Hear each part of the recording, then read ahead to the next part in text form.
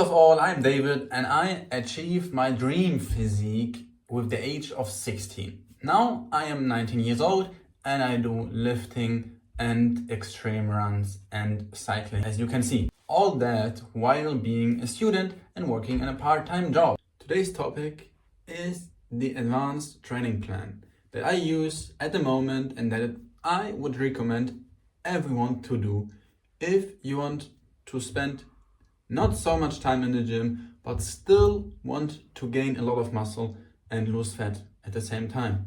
Before we start, I just want to emphasize that this video is not for beginners. So if you are a beginner, I did a different video where I explained the ideal training plan if you just started going to the gym. The training plan is called Arnold Split. And there are 3 days. The first one is arms and shoulders, then there is chest and back and legs. It doesn't matter if you start with arms and shoulders or chest and back. That's not so important. I would recommend you to start with your weaknesses always. If it's on one day, for example, chest and back, your strength is back and one of your weaknesses is chest, you should of course start with chest on that day. The same applies to this example. If your arms and your shoulders are a weakness of yourself, then you should obviously start with this day instead of chest and back. At the moment, I start with chest and back because I want to grow my chest. The only difference between my training plan and the training plan I'm going to give you is that I don't train legs in the gym because I usually go jogging every day. And if I would train legs in the gym, I can run for 2 or 3 days. So that's a problem. And that's just one unique thing about my training style. You don't have to do it like I do. I would recommend you to train legs in the gym because I did this for a long time. I still have very good legs. And I actually love training legs in the gym, but I just have another focus, namely running. I'm going to start with the day chest and back. And like I said, it's important that you start with your weaker muscle. And we are going to do a chest press for the upper chest. Here it's the same. Like in the beginner plan, I would recommend you to use a machine like this one I'm using. Because then you can really push isolated to failure and your muscle will grow massively. Then the second exercise for the chest is going to be a butterfly machine. Great exercise for the middle of your chest, will make a huge difference.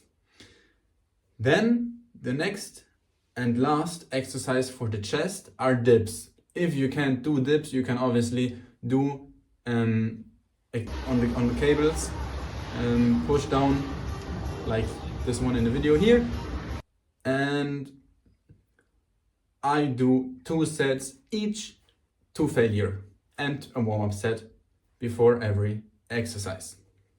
Then for the back, I would recommend you to do lat pull rows tight. So a row but tight from the front or from high. Just try both variations on machines as well, and then you can decide which one suits you the most. For me, it's this one here with the tight grip from the front and not from top. Then the next exercise are pull-ups. If you can't do pull-ups, you can of course use an assistant pull-up machine or bands. Then one of the most important exercises for the back is T-bar. It's my favorite exercise and you can really push so hard. They are just great for your upper back. One advanced tip I can give you on them is to do calso shrugs, I think are they called. After your set, after you went to failure, you can still do them and then you get like another boost of muscle fatigue.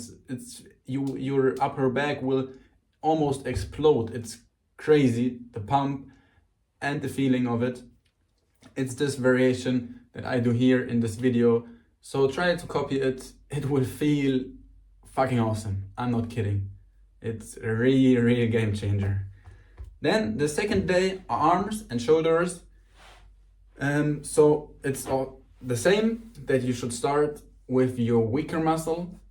But if you don't have a weaker muscle here, you should start with shoulders, because they are a bigger muscle than your arms, and therefore they also need more energy than your arms. And so it's recommended to start with shoulders if you don't have a huge weakness in your arms. For shoulders, I do normal rear delts on a machine. I try to don't move my arms so much behind my back. I almost stop a little bit before my back, because I feel that I am activating my back a lot if I am doing this. So here you can see how I am doing them, and I would recommend you to do it the same way that I do it. Then the second exercise for shoulders is a normal shoulder press machine. It's mainly for the front of your shoulder, and data also shows that it actually trains your side shoulder delt as well.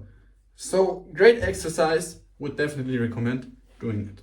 Then the last exercise for shoulder is, of course, a lateral raise. You can do it, is of course a lateral raise, and I would recommend to you definitely to use a machine. I think there are great machines out there.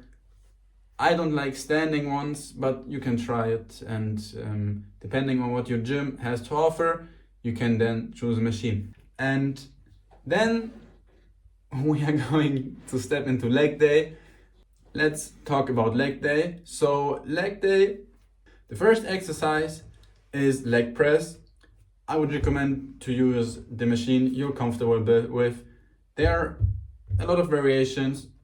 Try the variations that you have in your gym and choose the best one that works for you. Then the next exercise are leg curls. I love to do them standing, but most gyms just have a lying one, and that's absolutely perfect. Just try to focus on not moving your butt so much while doing the exercise, so your butt kind of have to lay down and not to float upwards or something like that.